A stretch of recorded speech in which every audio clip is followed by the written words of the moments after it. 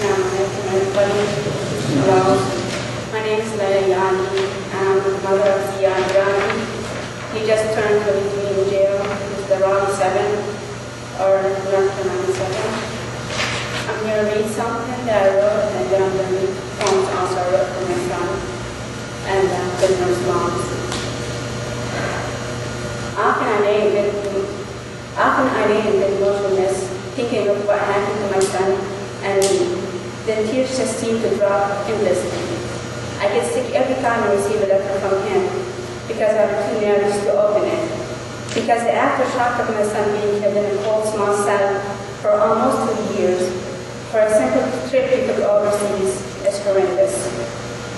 My tears then flow inwardly instead of gushing out.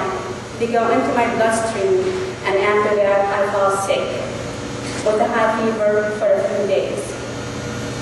How can an innocent trip my son took years ago amount to this? My son Ziyad Yaghi, a normal loving child, was anxious about learning Arabic and visiting family members, decided to go overseas. Who would have known that an innocent trip like this would create rivers of tears?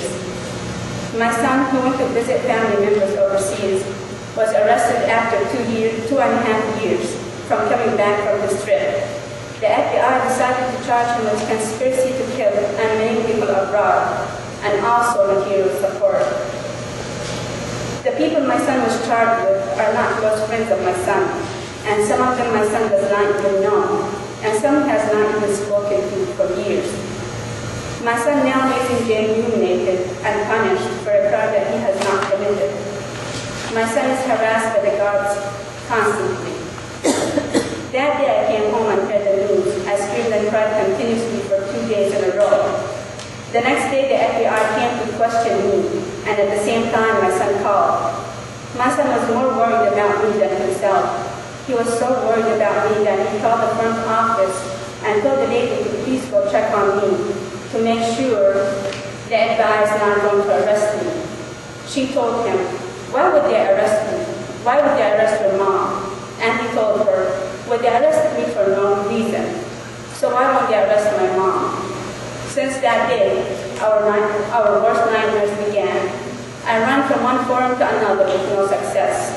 I drive across country by myself with no avail. If people just begin to think about what is going on and really know what is behind this entire thing, then things will begin to change. If we stand together and unite and protest the injustices that are being done onto us, then change will happen.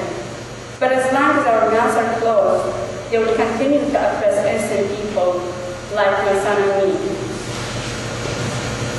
Okay, this is for the prisoner's mom. I combined like the faces and the pain of many of the mothers and families and sisters that I've seen. Her face struck me as the most painful face. Her eyes were the saddest I've ever seen. Your heart will shiver when she looks at you, the daring, most intense eyes I've ever seen. The fiery anger that emanates out of them, the courage, the hope, the fear, the anger, the calmness, the innocence in them.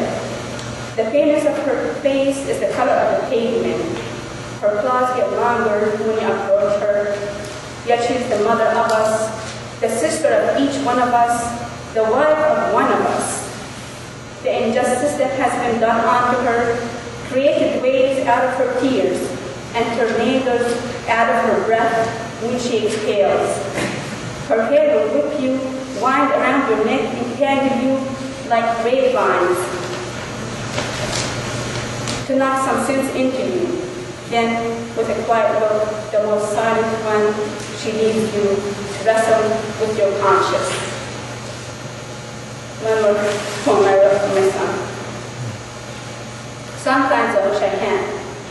Just like the night and its darkness, and the moon and its fullness, and the stars with their brightness, and the sun and the moon when they dance over air, creating tides that gush, disturbing the turtles and the flowers of the sea. Sometimes I wish I had supernatural powers to snap my finger and lead you out, to put a smile on those sad eyes, many, many other eyes. Through the darkness of the night that can see the ghosts and thoughts of the many, I walk and walk with my hands over my ears. I try to silence the cries of the ones who are oppressed. Then I wish I had the powers. If I had them, no one would ever cry. Joy will reach the horizon. Evilness will be deleted off of the face of earth. The minds of people will be cleansed, purified with the new water of life. I will move the world upside down with the tip of my finger. My tears will create floods. My wings will be an ark for the good to survive. And you, I will make you climb on the arc of my rainbow. I will play with you like when you were a child. How you like to bounce on my feet, fling you up in the air, bouncing you on the tip of my toes, holding you up high, watching that smile that was painted on your beautiful face beneath those big green eyes.